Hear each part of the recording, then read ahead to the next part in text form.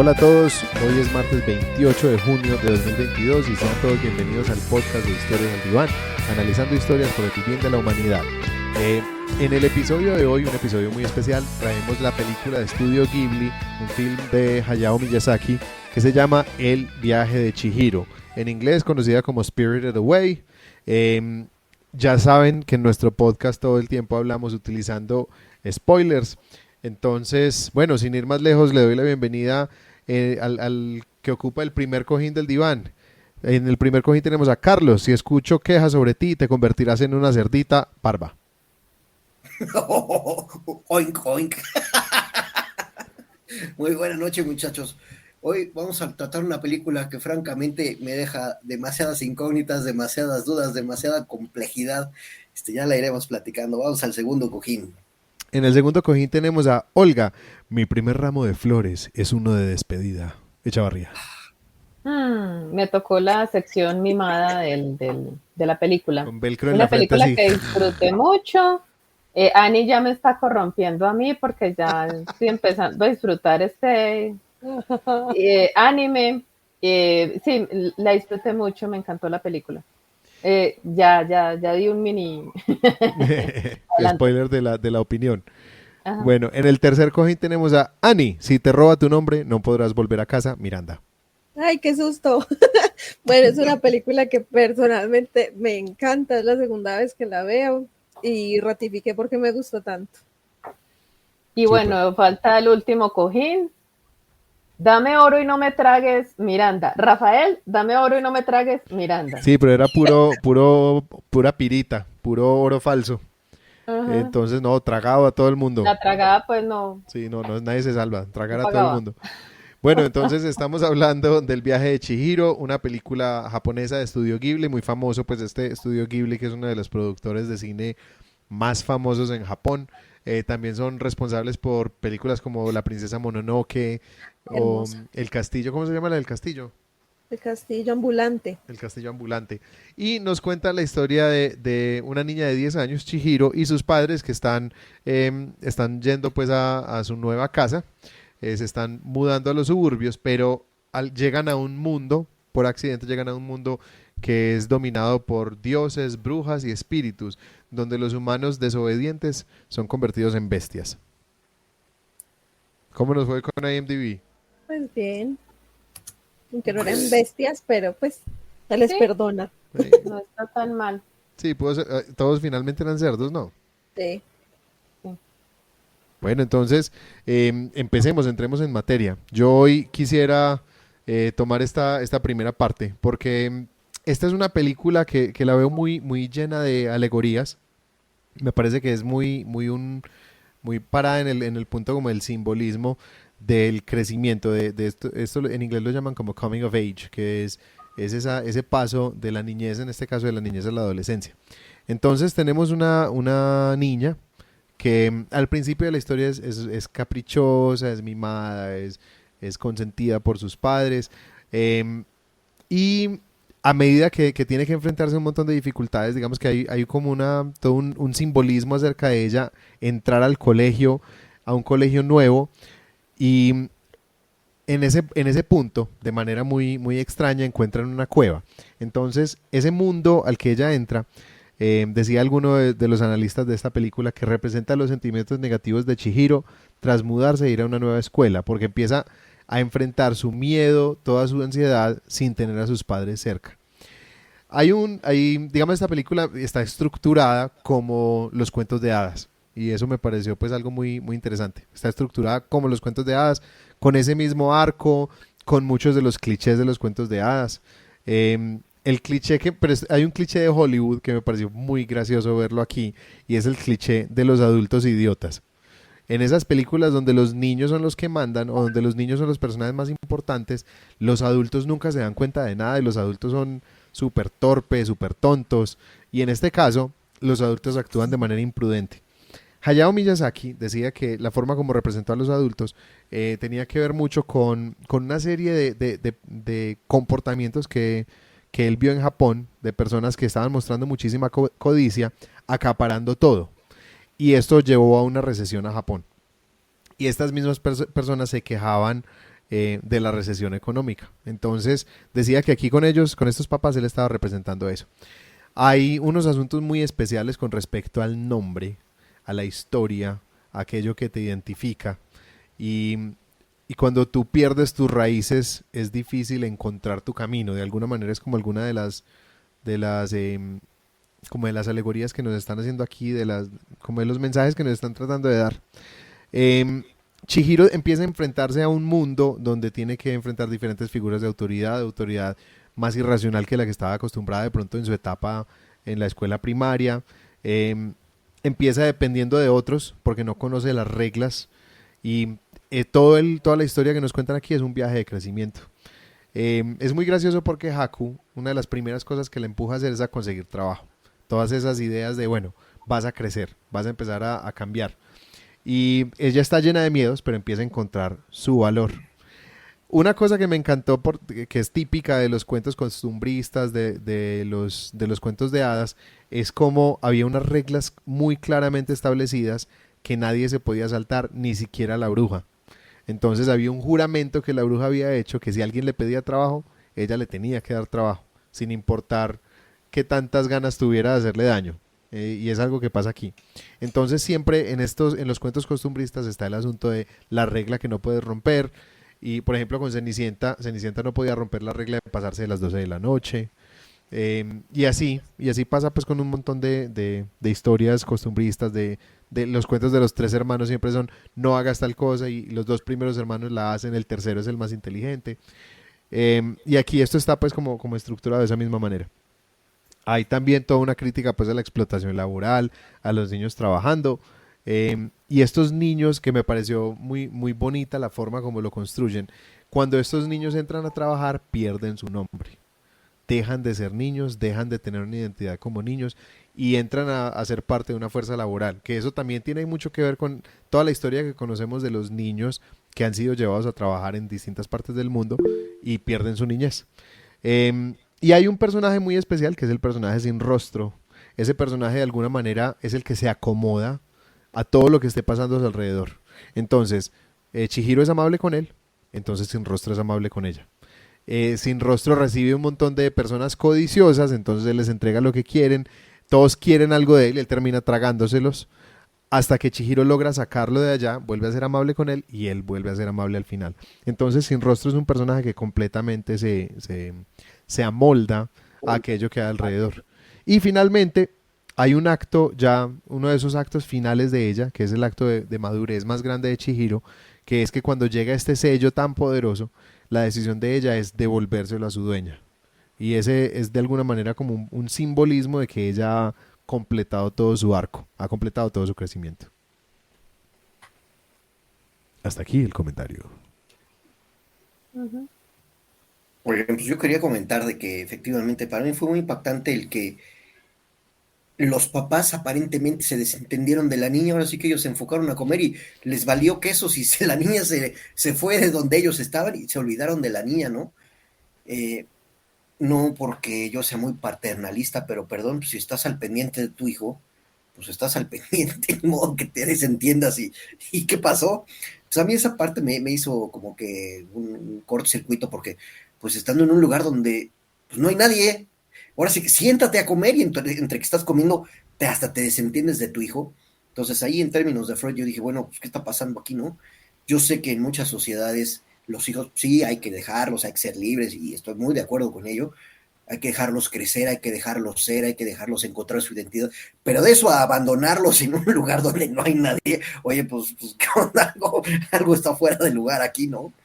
Eso fue algo que a mí me hizo preguntarme, bueno, en términos psicológicos, ¿qué están proyectando hacia los oyentes, hacia la audiencia, ¿no?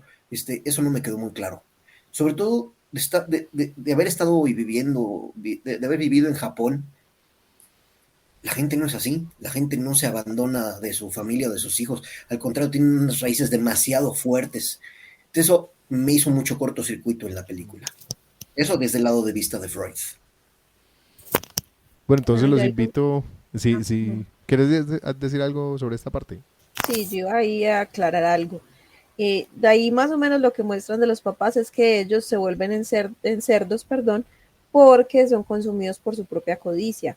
Su codicia no solamente era en cuando empezaron a comer de manera desmedida, porque es que ellos no estaban comiendo normal, ellos estaban comiendo como si no hubieran comido en días. Tragando. Pero desde antes era así. Desde que ellos llegaron, o sea, el papá ya estaba mostrando o queriendo mostrar su poderío al ir a toda velocidad, porque él estaba yendo a toda velocidad en medio de la montaña. Uy, Y sí. Chihiro era como, pero por Dios, ¿qué está pasando? Sí, casi los mata.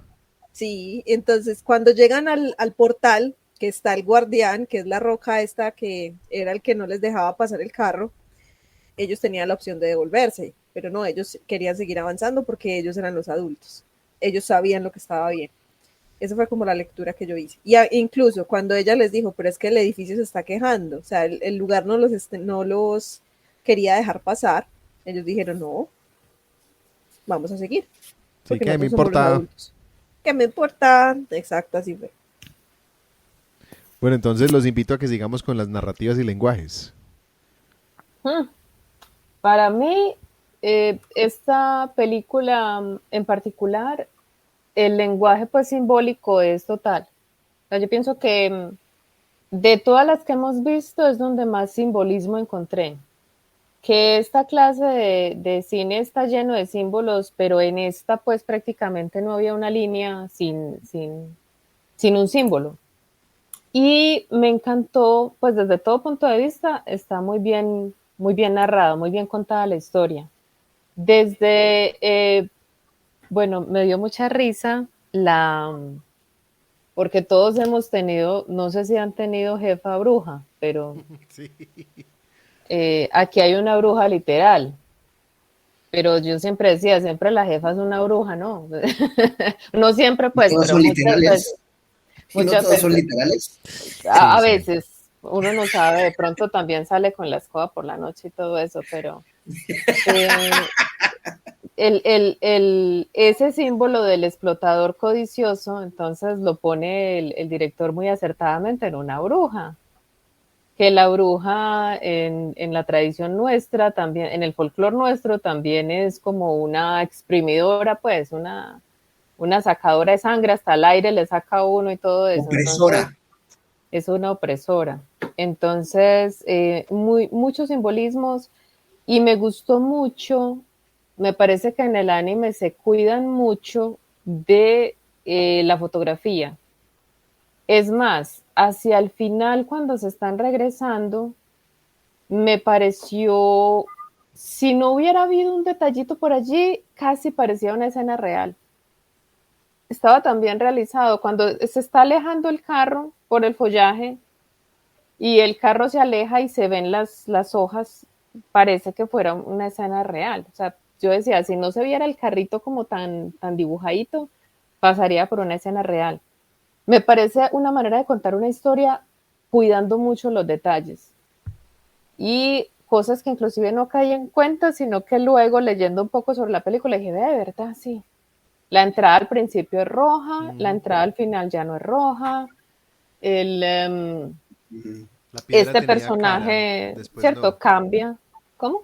Que la piedra que está de guardiana al principio tiene rostro, Tiene al una final cara no. de es como una deidad, al final ya no. O sea, muchos detalles, muchas cositas así pequeñas que se cuidaron mucho, pues, como de cada aspecto. Es casi como que revisaran cuadro por cuadro, pues, la película, que es un trabajo súper dispendioso.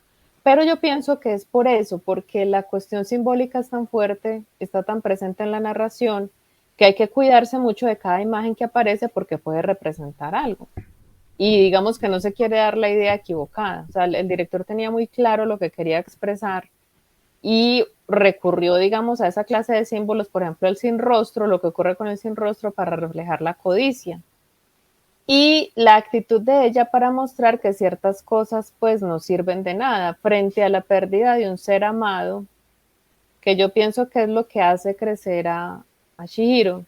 Ella está al principio quejándose de haber perdido sus amigos, su escuela. Esto pasa mucho cuando uno cambia de casa siendo pequeño. A mí me tocó a los 8 añitos mudarme y pues uno no está muy contento, pero frente a la posibilidad de perder para siempre a sus padres es cuando ella pues se da cuenta de que tiene que hacer algo, de que recuperar a sus padres justifica todo el martirio por el que ella está pasando, está dispuesta a hacerlo, cuando pues al principio tenía una actitud completamente diferente frente a los cambios, ahorita le toca crecer. Entonces yo pienso que en cuanto a eso, la cuestión simbólica y la manera como se cuenta hace que sea muy conmovedora, o sea, me gustó mucho cómo ella, con la naturalidad con que asume todas las situaciones tan espantosas que se le presentan y la insistencia que ella tiene. Es que necesito trabajar, quiero trabajar, quiero trabajar, quiero trabajar. Y la actitud con la que ella trata a todos los personajes, la bondad que ella demuestra, la generosidad. Me pareció un personaje muy encantador ese de Chihiro, porque el cambio se produce muy rápido y de una manera muy brusca, pero uno comprende que para un niño es una catástrofe pues muy grande perder a los papás. Y lo que ocurre con los cerdos, pues como ante la insaciabilidad pues de la sociedad en la que vivimos, porque es insaciable. De pronto aquí en Latinoamérica todavía tenemos muchas limitaciones, pero quienes han vivido en los Estados Unidos se pueden dar cuenta de eso, que son insaciables. Y yo no soy muy conocedora de la música, ya ustedes me ilustrarán mejor.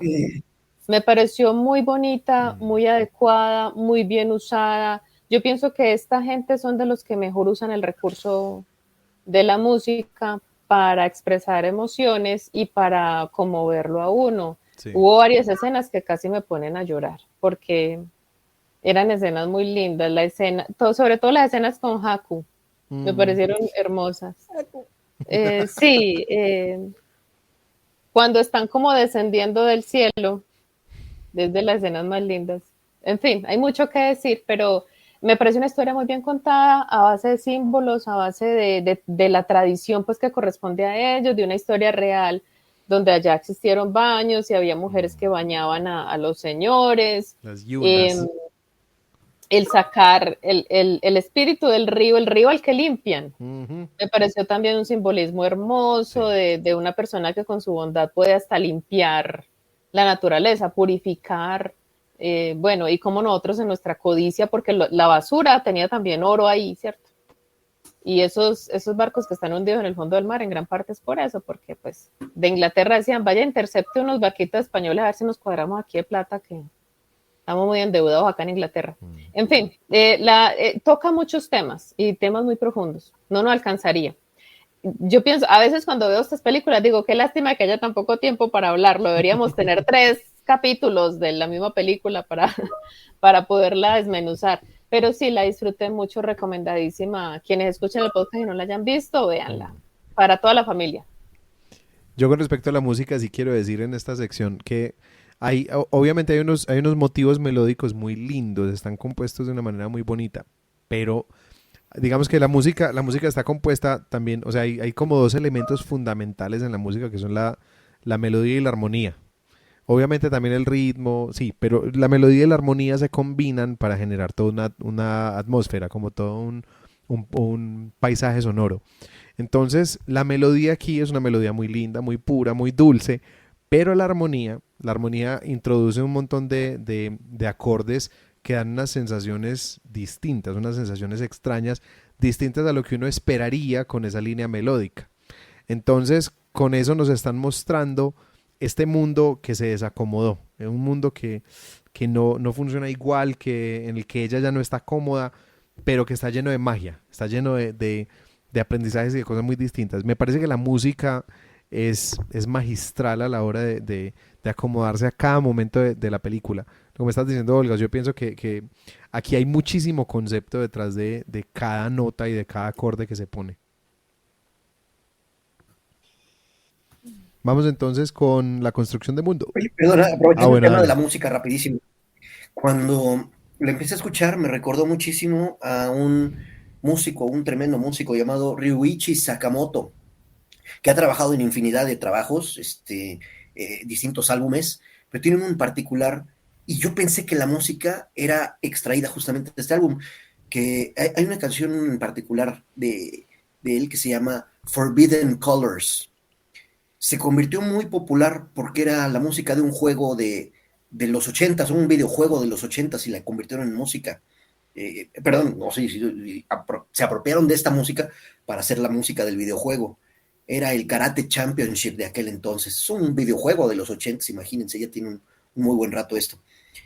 Pero la música está de verdad tan bien estructurada y en los momentos en que se presenta es genial la forma en que compaginan y cómo cambiando de escena hacen los cambios de música, me parece una forma magistral. No fue Ryuichi Sakamoto el que lo hice, ya vi que es otro músico, pero de verdad, ¿Cierto que es genial. original? La música es original para esta película. Pues la crearon para la película. Sí. Yo creo que sí. Mm, tiene sentido. Ujú. Sí, no, o sea, está creada para las escenas de esta película.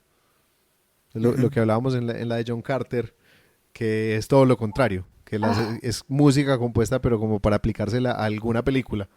Sí, Esta es terrible. todo lo contrario, aquí es cada escena está pensada desde el guión, desde la fotografía, desde los diálogos, desde la música. Está muy bien pensado, muy deliberado. Bueno, entonces ahora sí pasemos a la construcción de mundo con Ani Miranda. Y me tocaron justo los bichitos que cargan carbón. Ujú. Entonces, aquí tenemos una construcción fantástica, pero es algo que me gusta a mí personalmente mucho porque muestra mucho lo que es la simbología de los yokais en Japón. Los yokais son, digamos que los espíritus de la cultura japonesa.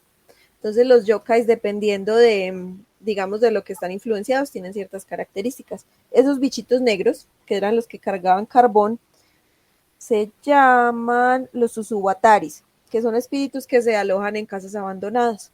Entonces es muy curioso cómo muestran que estos espíritus llegan a tomar las cosas de Shihiro y las guardan para ellos, pero como ya ella les ayudó, entonces por eso se las entrega. También tenemos, por ejemplo, al Kaonashi, que es el sin rostro, que en las leyendas yokai se llama Noberabo, y él se alimenta de la codicia de este lugar. Entonces, Shihiro lo dice muy claramente, él se vuelve malo cuando está en el balneario porque ese lugar está lleno de codicia, él solamente es malo ahí, pero afuera, como Shihiro es amable con él es amable. Tanto así que a la final se vuelve el asistente de Zeniba, que es la bruja buena, aunque en esta película la línea entre el bien y el mal es muy difusa. O sea, aquí no parcializan a los personajes por completo, sino que tienen ambas caras. Por ejemplo, con Haku, que es el tema de cuando ve a Zeniba, cuando ya se libera del control de su codiciosa maestra, supuestamente, eh, ella le dice, yo sé por qué lo hiciste, no te preocupes. A pesar de que le robó el sello él mismo y a pesar de que ella estuvo, bueno, ella no, el hechizo del sello estuvo a punto de matarlo, ninguno de los dos se mira como un enemigo, porque ambos entienden que estamos hechos de blancos y de negros. Que yo creo que eso es algo muy característico también de las películas de este tipo, porque digamos que eso es un tema, no es en todo, pero muy en Hollywood les gusta mucho parcializar. El bueno es el bueno, el malo es el malo, pero en estas no, porque ellos entienden que todo es un equilibrio. Todos tenemos blanco, tenemos negro, y esto se muestra muy bien acá. Otro tema que tenemos es el tema del cruce al mundo de los espíritus. El cruce del mundo de los espíritus en este caso es un puente, pero es un puente que está sobre el agua. En las culturas orientales el agua siempre es el medio en que las personas cruzan al mundo de los espíritus. Por esto, por ejemplo, en muchas películas se ve que ponen linternas en los lagos para que se las lleven. Se supone que estas linternas guían a los espíritus hacia el otro lado para que crucen y no se queden en este lado de la tierra. Así que cuando ella cruza, ella realmente está cruzando al mundo de los espíritus. En este caso, pues a un balneario donde van más de 8.000 espíritus y dioses a descansar. Esa es la definición que da Yubaba de su lugar. También está el hecho de que el balneario está inspirado en los balnearios originales y en uno en específico que queda en Yamagatawa o en Yamagata y que es uno de los más antiguos de Japón. También está inspirado el diseño de la casa por fuera en el balneario más antiguo que tiene más de 500 años. No, perdón, que es desde los 700, desde el año 700. Y algo que también es muy importante aquí es la parte de la transformación del bebé, porque tenemos ahí la parte del bebé. Yubaba veía por los ojos de su bebé, tanto así que no lo dejaba experimentar, pero entonces cuando este bebé ya deja de ser su bebé y se vuelve algo más, algo que Yubaba desprecia, él es capaz de ver el mundo a través de sus propios ojos. Entonces estamos hablando acá del tema de la transformación. Chihiro no es la única que sufre una transformación, sino que en realidad todos sufren Sí, una todos. transformación, incluso la misma Yubaba muestra otra cara. También está el tema de los nombres. Para los orientales, sobre todo, el tema del nombre tiene mucho significado. Un japonés, cuando va a nombrar a su hijo, muchas veces busca un nombre que tenga un significado que le dé, digamos, herramientas de vida. Por ejemplo, yo tenía, bueno, yo no fue mi maestra específicamente, pero había una profesora de japonés que se llama Kaori. Kaori en japonés quiere decir aroma. Hay un nombre que es muy común que es Hana. Entonces todos los nombres tienen un significado. Normalmente les gusta poner significados con nombres de la naturaleza, porque al fin y al cabo la naturaleza es sabia, es vida, es muchas cosas. Pero si una persona, digamos que si tú le pones un nombre que quiera decir algo como belleza o maravilla o ese tipo de cosas, ya te van a decir como, ¿este qué cree? No lo van a decir, pero al menos lo van a pensar. Entonces, es muy bonito que muestren el significado de los nombres, porque al fin y al cabo, como ellos tienen un silabario, esto muestra que el nombre tiene mucho peso, y sobre todo en el mundo de los espíritus, al igual que el rostro. Por eso el sin rostro es tan indeseado, porque él toma la forma de lo que absorbe. Cuando él se traga la rana, le salen anjas de rana, y así va pasando a medida que él va empezando a tragar un montón de cosas.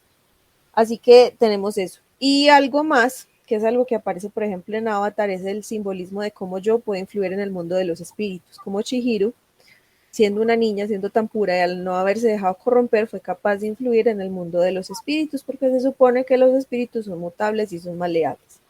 Y los dragones, que también son parte de la cultura, que son los ríos. El caso de los dos dragones que muestran. Eso lo mencionan, por ejemplo, en Raya y el último dragón, que aunque recibió muchas críticas, tiene ese simbolismo muy bonito con los ríos, que son los dragones del mundo, que normalmente son alargados y azules.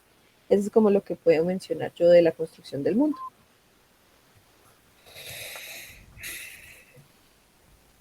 Dale, dale, Carlos. Eso de los nombres no me lo sabía, fíjate qué interesante. Según yo, ponían el nombre aventando un sartén para atrás y el ruido que hiciera al caer de Quan Chan Cain. Yo quería hacer un señalamiento en particular que me llamó mucho la atención. En Japón se maneja del lado derecho, como en Inglaterra, y los coches traen el volante del lado derecho. Sin embargo, aquí en la película sacan un Audi que trae el volante del lado izquierdo. La carretera sí es correcta, van por el lado derecho, pero ¿por qué sacaron al coche así? Dos, la gran mayoría de los japoneses son gente de alrededor de unos 70 de estatura y flaquitos. ¿Por qué? Porque su régimen alimenticio es genial, los hacen flaquitos por su propia alimentación. Pero eso sí, el papá parecía que había tragado, bien tragado durante mucho tiempo. Es completamente extraño eso en Japón. Si llegas a ver una persona gorda, obesa, grandulón, de hecho había un luchador de sumo hace quizás 20 años, ya no recuerdo, que sí, efectivamente cuando estás en Japón hay muchos lugares, muchos templos, muchos dojos, donde se practica justamente el sumo e incluso el karate, pero la gente en general es muy flaquita. Solamente cuando ves a un lugar así, encuentras gente obesa. De ahí en fuera, me cae que no los ves. Y bueno, el otro comentario que yo quería hacer era justamente el del tren. El tren en Japón es un medio importantísimo, ¿no? De hecho, pues es el primer país que tiene un tren bala y lo muestran así tal cual. Tú tienes que poner tu ticket de entrada y te destrozan tu ticket. Muy bonita la representación de la maquinita esa que mete el ticket, le hace una serpentina tal cual de sus boletitos, ¿no? Ya no se pueden volver a utilizar.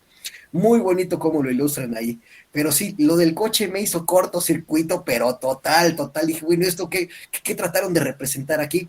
Quizás para hacerlo una venta comercial en Estados Unidos y para que se pudiera ser creíble, ¿verdad? pero sí me hizo cortocircuito que pues no es así en Japón. Todos los coches traen traen su volante del lado derecho y todo el mundo maneja pues del modo inglés, ¿no? Al lado derecho.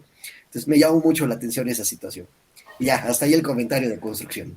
Sobre la construcción del mundo yo quería decir varias cosas. La primera es el mundo de los espíritus. Me llamó mucho la atención cómo se representa ese mundo de los espíritus en esta película y me pareció muy graciosa la coincidencia con la creencia de los griegos de que si alguien comía en el Hades, de alguna manera se quedaba atrapado allá. Yo decía, ¿esto será una coincidencia entre las dos culturas o será que este director echó mano de ese aspecto pues de la mitología griega para incorporarlo a la película? Porque me llama la atención que casi en todas las tradiciones ocurre eso, como bueno, si tú entras a este otro mundo y haces una vida como la que harías en este, es como si te quedaras atrapado en ese plano. De alguna manera mostrando que cuando uno incursiona en estos sistemas pues, de explotación, hacer el juego, o sea, aceptar las reglas del juego de alguna manera lo dejan a uno atrapado ahí, o sea, lo que llama la gente ahorita que está esos gurús de las finanzas, la carrera de ratas, en la que queda uno atrapado pues en el sistema comercial en el que nosotros vivimos, ¿cierto? Ya es difícil salir. Entonces, en nuestro caso, el plato de comida sería pues el gasto oneroso con la tarjeta de crédito que nos deja ya abrochados, el pago de la hipoteca a 30 años, cosas así. Pero eso me llamó mucho la atención, pues que la representación del mundo de los muertos o el mundo de los espíritus varían algunas cosas, pero hay muchos puntos, muchos elementos comunes. Y yo pensaba viendo la película, ojalá fuera así, porque aunque tiene muchas cosas muy difíciles, especialmente cómo ve uno que se matan trabajando, pero se matan casi que literalmente, tiene como su encanto por la manera como ellos lo pintan, porque los paisajes son lindos, porque el espacio está muy limpio, porque, en fin, los personajes pues son encantadores, pero entonces tienen que hacer una representación de un mundo de los espíritus, y ahí es donde yo digo que esta cultura japonesa tiene una imaginación muy peculiar, porque generalmente a uno le pintan un cuadro tenebroso, unos colores opacos, una oscuridad, y aquí es muy pintoresco, aquí es muy colorido, aquí los espíritus tienen personalidad, porque cuando uno le muestran desde esta tradición occidental el mundo de los espíritus, están como unos entes, están idos, están actuando mecánicamente, y en este mundo hay otra propuesta pues del mundo de los muertos desde otra perspectiva.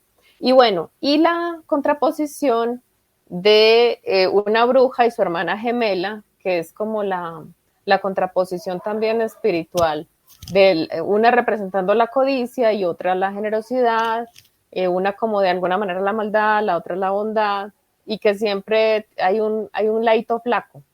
Lo que le habían robado a esta, el bebé de la otra, siempre por fuerte que se presente un personaje malvado, tiene su kriptonita por ahí, tiene su flaqueza, tiene su parte donde coge, inclusive dentro de ese mundo de los espíritus.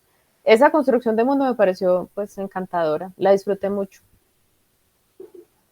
Sí, yo aquí quería decir que hay un elemento de los cuentos de hadas que me encantó en esta película. Pues, digamos que en la literatura se habla del velo invisible, como este velo que separa el mundo real del mundo de la fantasía. Y una buena historia de fantasía nunca rompe ese velo. Digamos que el mundo de fantasía existe, solo que no podemos verlo porque estamos separados de él por ese velo. Si uno piensa en El Señor de los Anillos, hay gente que dice, no, esa era Inglaterra en la antigüedad, pero nunca en ningún momento nos dicen, ese mundo es falso. Pasa algo parecido con Narnia, con todas las críticas que yo tengo hacia Narnia y bueno, y también miles de escritores.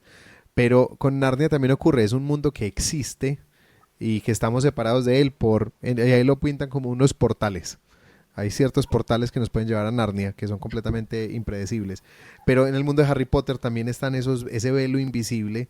Y aquellos que decimos, no, es que ese mundo fantástico no existe, pues yo le respondería, claro, porque tú eres un mogul. Y ya, o sea, el mundo fantástico existe, pero no tenemos acceso a él. Precisamente con esa intención, con esa idea de que ese mundo fantástico existe, se tiene que desarrollar toda la consistencia y la coherencia del mundo fantástico. Olga por allá lo decía en uno de los primeros episodios, que yo estoy completamente de acuerdo. Usted puede crear un mundo fantástico lleno de imaginación, pero tiene que tener consistencia. Si ese mundo no tiene consistencia, va a fracasar en la narración. La gran crítica que le hacía Tolkien a C.S. Lewis es que decía que C.S. Lewis escribía sus historias pensando en que la fantasía era contar mentiras con palabras de plata. Y Tolkien le decía, por eso sus historias se sienten como mentiras. Y viene toda una conferencia de Tolkien, que yo estoy convencido de que es el origen de la historia interminable de Michael Ende, donde decía que la fantasía, cuando tratamos de traerla al mundo de los adultos y tratamos de racionalizarla, la volvemos mentiras. Y es en ese punto en que pensamos que la fantasía es mentira, que se pierde mucha de la magia y de la inocencia de ese pensamiento mágico y fantástico. Ujú. Así va a ser Oye, esta cosa. Rafa, ahorita mencionaste a Mijail Ende. ¿Se dieron cuenta que Haku, el dragón de Haku y Fujur son iguales? Sí, se parecen Igualitititos. muchísimo. Sí, claro. Son Sí, dragones. Fujur es mucho Son más dragones. grande, pero sí, es también así, de escamas color madreperla, ojos de Ujú, color de rubí. Pero sí, ujú, o sea, Fujur está inspirado en los dragones japoneses. ujú. Y bueno, Sí, se mencionó también el paso de los muertos. A mí me tocó una fiesta en Japón que es la fiesta de Obon, o Obon o simplemente Bon, que es justamente el poner todas estas lumbreras, estas antorchas que alumbran justamente, y es precisamente para el camino de los muertos, el camino de los espíritus. Entonces, lo que estaba señalando Ani, a lo mejor tiene también algo que ver por ahí con esa cultura de la fiesta de Obón, no lo sé, la fiesta del fuego y la fiesta de los muertos. pero fíjense todo el tiempo que llevamos con esta parte de construcción de mundos. Yo pienso que una de las grandes fortalezas que tiene esta película y en general Hayao Miyazaki es esa construcción de mundo. Si en algún momento vemos La Princesa Mononoke, la construcción de mundo es una cosa increíble también. Entonces, sí, o sea, este anime, las películas de anime que hemos visto tienen eso en común. Unas construcciones de mundo increíbles. Entonces, con eso los invito a que pasemos a las lecciones de vida con Carlos. Híjole, pues qué película tan difícil para lecciones de vida. Sin embargo, sí le encontré algunas. Primero, pónganse el cinturón de seguridad. Ya, si se van a subir al coche, Y suelten el pónganse, acelerador un poquito. sobre todo si su papá tiene intenciones de meterle galleta, pónganse el cinturón de seguridad. Segundo, se toca mucho el tema de los cambios y efectivamente la cuestión de los cambios siempre hay que estar atento a los cambios, porque lo único que es constante, pues es el cambio y se ve muchísimas veces en la película. Pero también es un reflejo de lo que nos pasa en la vida real. Entonces hay que tener muchísimo cuidado en tratar de detectar y anticiparse a los cambios que vienen. Yo creo que ella Chihiro me refiero, fue muy comprensora de cómo estaban cambiando las cosas. Al principio dijo, no, no, no, yo estoy soñando y se daba hasta de golpes para despertar, pero se dio cuenta de que todo estaba cambiando y tuvo la, tuvo la chispa de poder adaptarse. En cuanto le dijeron, tienes que trabajar, no le hace, yo trabajo. ¿Por qué? Porque las cosas cambiaron y te tienes que adaptar a cómo están ahora las cosas. Y entra otra palabra bien importante, que son las reglas con las que había que jugar, ¿verdad? Las reglas de la bruja, las reglas pues del mundo en el que estaban, de esa fantasía, etcétera. Entonces, bueno, ciertamente pues las reglas están hechas para respetarlas y lo lógico es que hay que respetarlas, ¿no? Pero también es cierto que hay mucha gente simplemente por berrinche, por rebeldía, por llevar la contra, rompe las reglas. Entonces aquí hay un punto que yo quisiera hacer muy claro. Se vale romper las reglas, pero siempre y cuando sea para mejorar. O sea, aquí en México se utiliza mucho una frase que dice que más vale pedir perdón que pedir permiso. Sí, pero generalmente cuando uno rompe las reglas, las rompe mal. Entonces, muchachos, ténganse cuidado en cuándo y cómo se rompen las reglas. Se vale romper las reglas hasta cierto punto, siempre y cuando sea para mejorar. Pero si hay algo que puede atorar o que puede echar, echar a perder la situación, entonces mejor no lo hagan. Mencioné ahorita también otro tema muy importante que es el tema del trabajo. Uno, no es fácil conseguir un empleo. Hoy en día hay un gran nivel de desempleo a nivel mundial. En México en particular les puedo decir que el desempleo ha crecido. Y bueno, no es de que uno no tenga o la capacidad o los conocimientos o las habilidades. A veces nos falta apoyo y nos falta oportunidad. Allá no había oportunidad porque ya todo el mundo tenía algo que hacer, ya todas las tareas estaban repartidas y ya no había nada más que hacer. Entonces a Chihiro la ponen de ayudante de una situación, pero ella lo hace con tal gana, con tal energía, con tal aceptación, que caray, se da cuenta que lo hace perfectamente bien. Logró conseguir una chamba la cual no fue fácil, pero sobre todo porque se puso terca. El ponerse terco para conseguir un empleo es lo más importante que puede uno hacer. Y ya que lo tienes, Chihiro demuestra otra cosa, la entrega a su trabajo. Y lo hace, lo demuestra, por ejemplo, cuando está limpiando las bañeras, se nota que está realmente haciendo su trabajo, aunque no le guste, aunque le dé asco, aunque esté en desacuerdo, pero ella hace lo mejor que puede, con una entrega absoluta con su trabajo. Desafortunadamente en la vida, muy bien lo reflejan en la película, hay muchas ocasiones en que nos encontramos con situaciones en las cuales no sabemos decir si son reales o si estamos soñando. De hecho, le pasa a Chihiro varias veces, le pasa en el momento que tiene que decir, bueno, ¿qué onda? ¿Entro, no entro? ¿Estoy despierta, no estoy despierta? Y realmente no sabe qué pasa. Y no solo eso, sino que nos encontramos con personas que no sabemos si son buenas o son malas. Y por un lado uno nos dice que son buenos, por otro lado nos dice que son malos. Y nosotros nos tenemos que dar con nuestro propio criterio, entender cuál es la bruja buena, cuál es la bruja mala, cuál es el verdadero Haku, el que sí ayuda, el que no ayuda, en qué condiciones, cuando está dentro, cuando está fuera. Y también nos encontramos con otro personaje que para mí resultó fabuloso, que es el espíritu sin cara o el sin cara, ¿no? También nosotros nos encontramos con muchos de ellos en la vida real, que a veces no sabemos si nos van a hacer daño, si nos van a ayudar o qué onda, pero muchas veces nosotros mismos, por ponerles etiquetas, por criticar su aspecto, hasta por despreciarlos, nos vemos en una situación en la cual nosotros mismos salimos afectados. Mi reflexión para ese sentido sería, abran bien los ojos, muchachos, todos. El mundo está lleno de cosas que a veces no entendemos, que lo que vemos no lo comprendemos y simplemente hay que esforzarse en hacerlo. Hay que esforzarse en adaptarse. Hay que adaptarse y aceptar lo que está ocurriendo, pero para bien. Entonces, hasta ahí mi reflexión por el día de hoy. No, yo apoyo, es que yo me uno, porque la lección de vida para mí también fue la importancia de estar abierto al cambio Uh-huh. y, y de tratar de sacar siempre lo mejor de los cambios que vienen. Uh-huh. Sí. Es como lo que decía Bruce Lee, el agua toma la forma de lo que necesite tomar. O sea, si el agua puede ser dura, puede ser irrompible, pero al mismo tiempo toma la forma del vaso, toma la forma de, o sea, se vuelve agua. Entonces, si tú eres como agua, puedes amoldarte, puedes tener la fortaleza, el poder del agua, pero también la flexibilidad de moverte. Creo que acaba de representar Y ahora que terriblemente las palabras de Bruce Lee. Pero algo así. está bien eso. La Oye, idea es Gafo, esa. ¿sabes qué? Debemos haber notado para el tintero. Hay que ver The Shape of Water Ah, del Toro, sí, precisamente. Es un Guillermo del Forma del Toro. agua. peliculón. Tremenda. Hay que anotarla por ahí para las Tengámosla por ahí. pendientes. Dale, yo la anoto. La forma del agua. Bueno, mientras la anotan, yo digo cuál fue mi lección. Yo creo que ahí hay una lección también importante también del amor y del desapego. Para mí, el tema de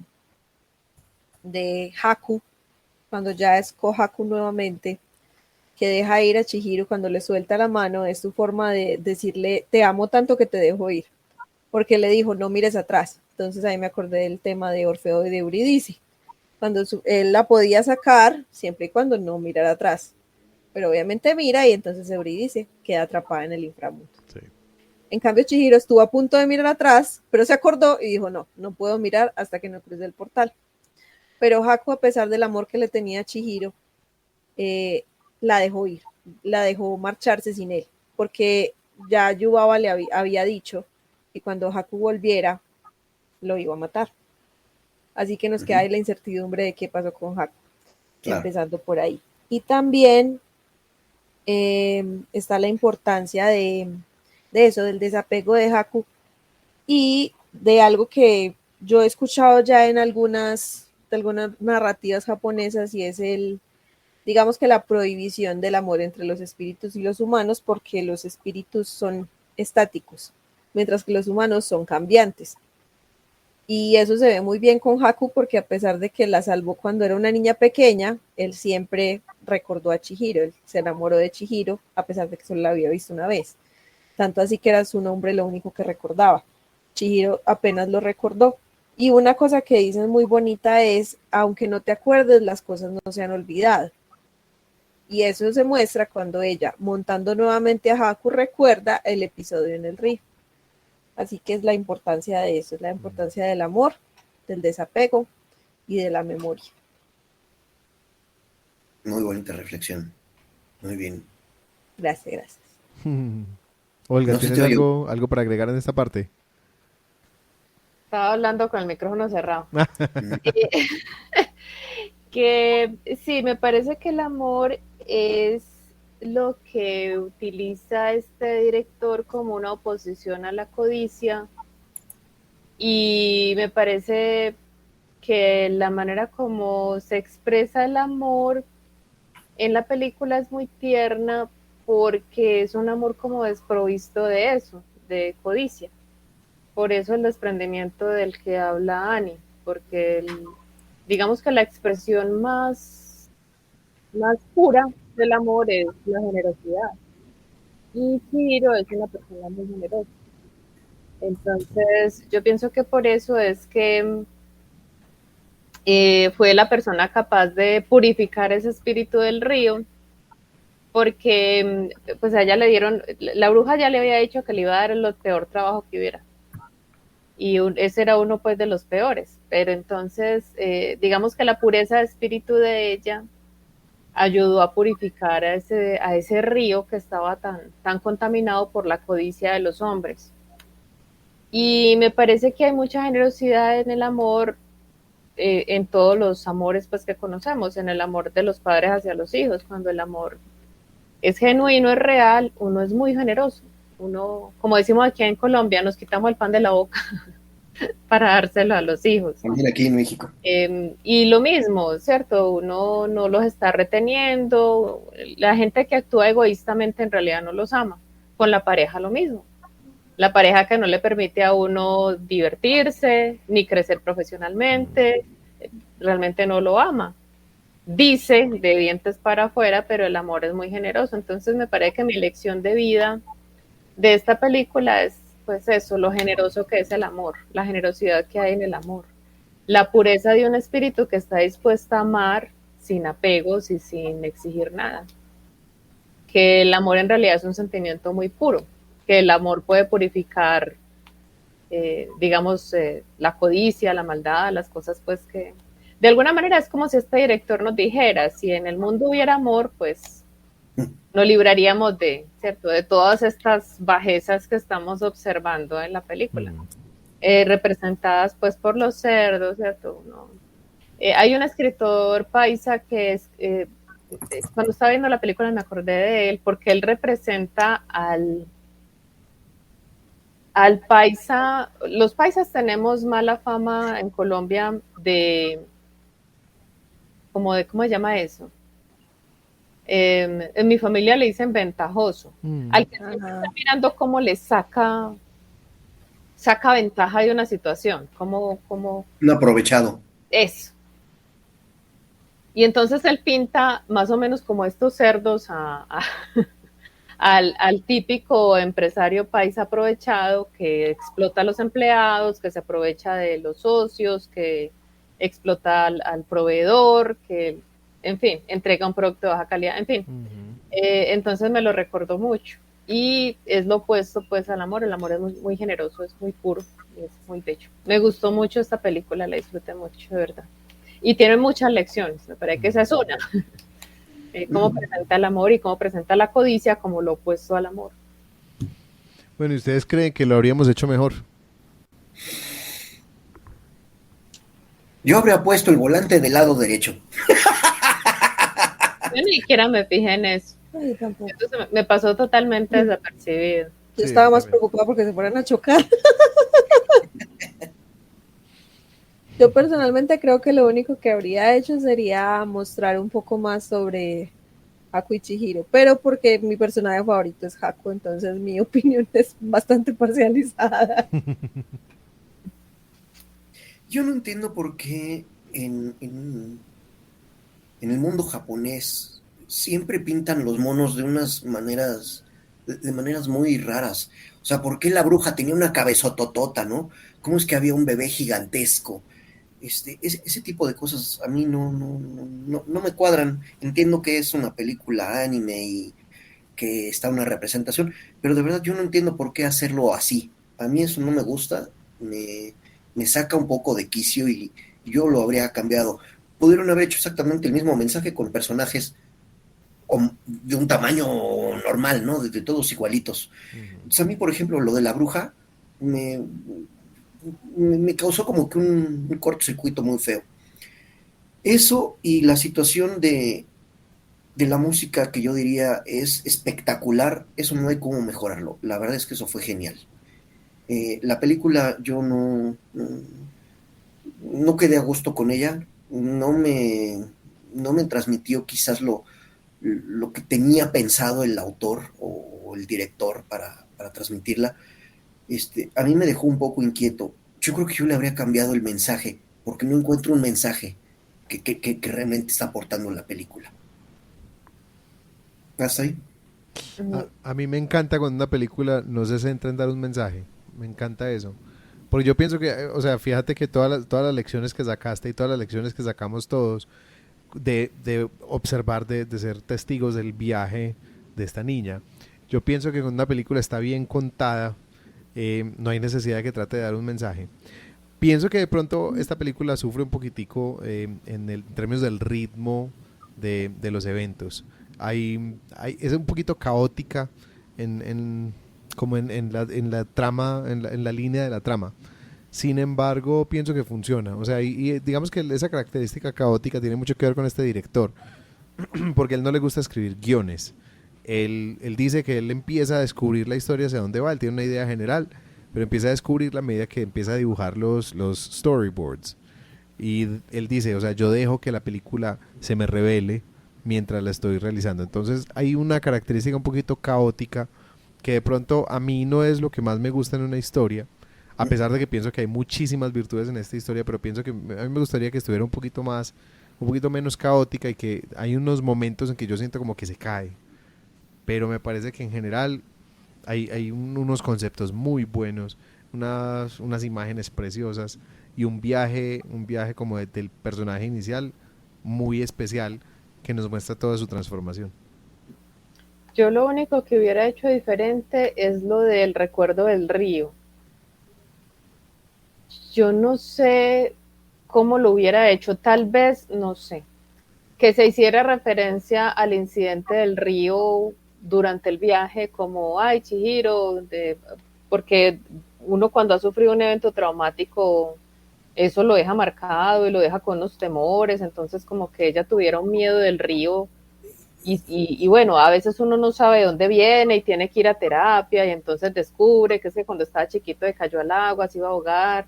Eso fue lo único que cuando estaban en pleno vuelo y así me pareció muy, lo que acaba de decir Rafa, entonces me da la razón. Mientras él estaba dibujando, dijo, ah, bueno, entonces que se habían conocido antes.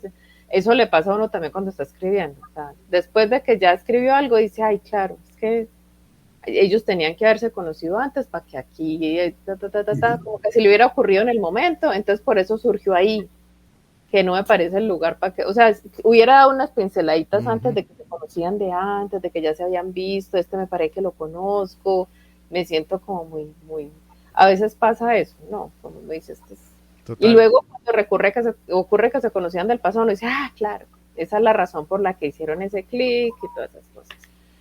Entonces, eso es lo único que yo hubiera hecho diferente porque me pareció muy fortuito, muy así, muy repentino lo de que se conocían de antes.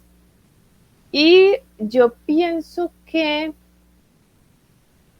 una obra que no se escribió con el objetivo de dar una enseñanza, a veces da más enseñanza que las que se hacen con el objetivo de enseñar. Y que en últimas, muchas veces uno lo que está buscando cuando ve una película es entretenimiento. Y esta clase de entretenimiento es entretenimiento de calidad.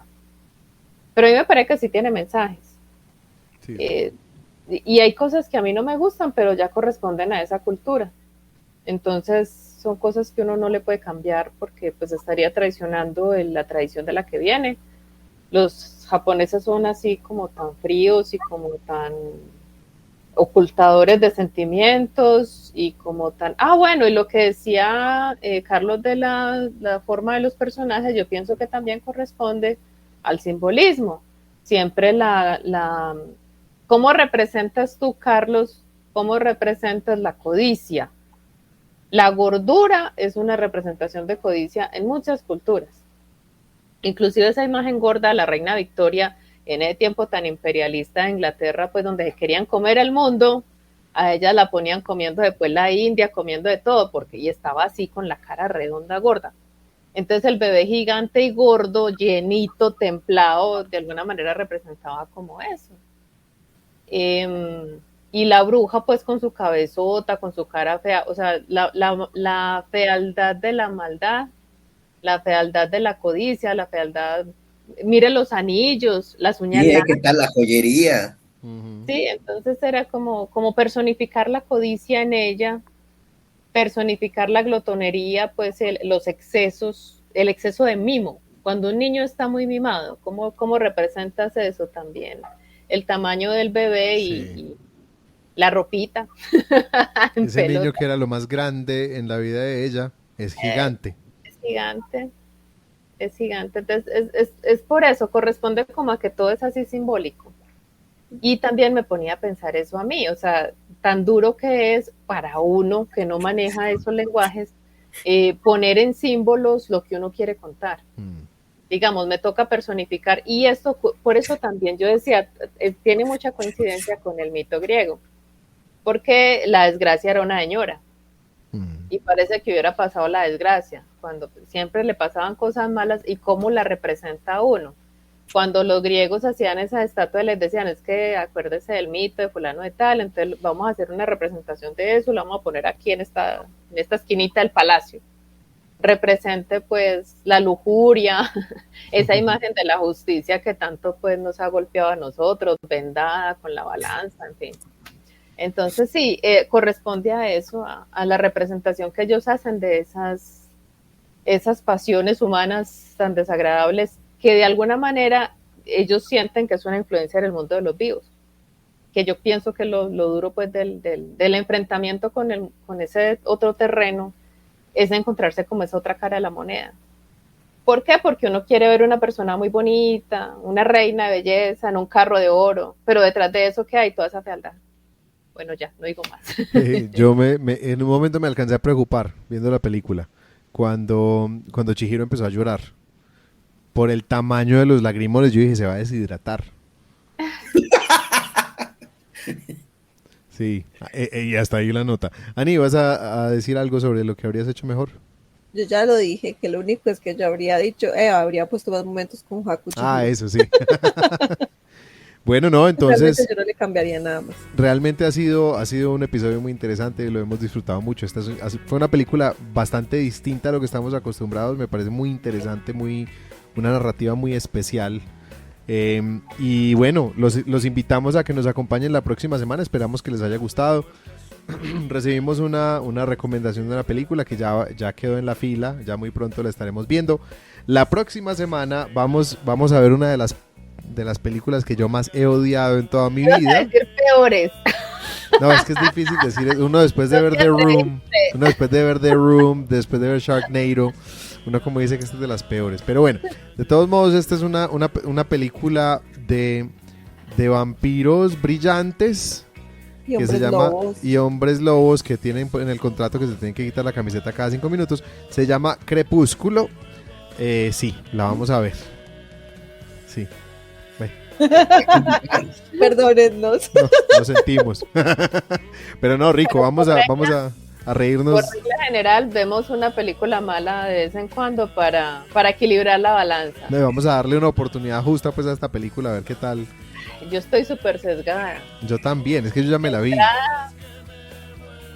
De entrada, yo la vi hace muchísimo tiempo y me pareció muy mala. Volverla a ver va a ser más o menos un martirio porque como Yo sí uno creo. ya sabe más o menos a qué se enfrenta, pero bueno, va a ser muy interesante verla con esta distancia. Eso. Y también Exacto. verla con la intención de verla para el podcast, que es otra visión Exacto. también Sí. distinta. Sí. Y ojo, es la primer película, no vamos a ver más que de la sí. saga Uy, de sí, Frontón. no, más que Solo la suficiente. primera película. Dios mío, No, yo se me tenía evapora el cerebro. alumnos que me decían, no, estoy leyendo un libro en inglés. ¿Y cuál? Crepúsculo. Y yo, bueno, estás No, leyendo. pero puede que Qué el libro bueno. no sea estás tan malo, leyendo. no sé.